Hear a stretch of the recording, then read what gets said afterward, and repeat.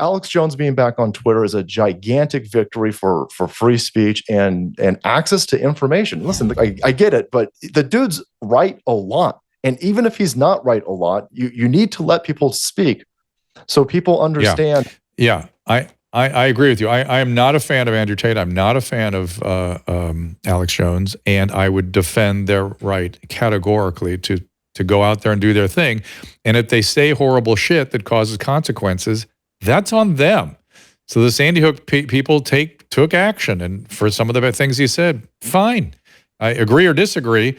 It's the fact that he was able to have free speech that resulted in him being called out for what he was talking about.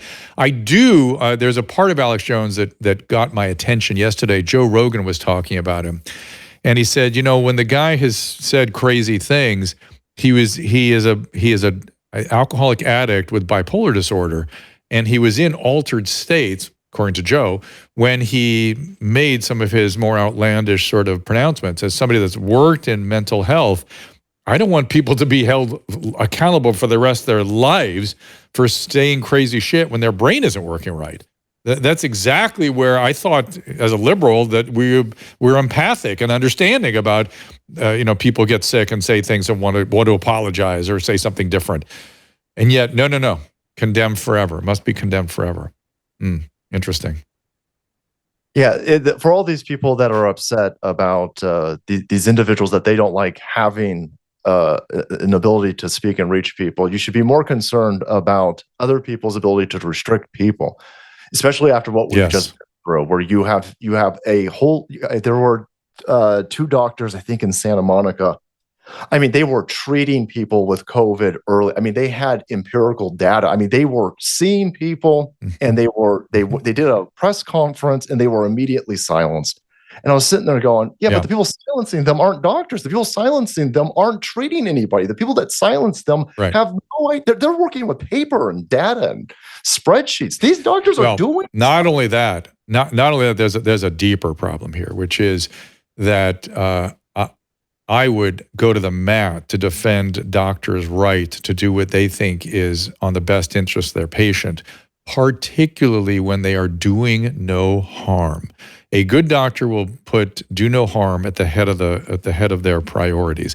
And drugs like ivermectin, hydroxychloroquine, I knew they were inert, benign. I'd used them a million times.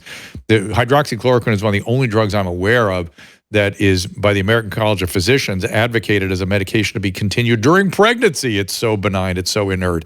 And so these people who just learned how to pronounce the medication the next day have a profound opinion about it. That is disgusting. And they're interfering with doctors doing what they think is best on behalf of their patient. By the way, I don't really think they're very useful. I don't think that they did very much. I'm not super impressed, but I would go to the mat to defend doctors' ability to do that if that's what they want to do on behalf of their patients.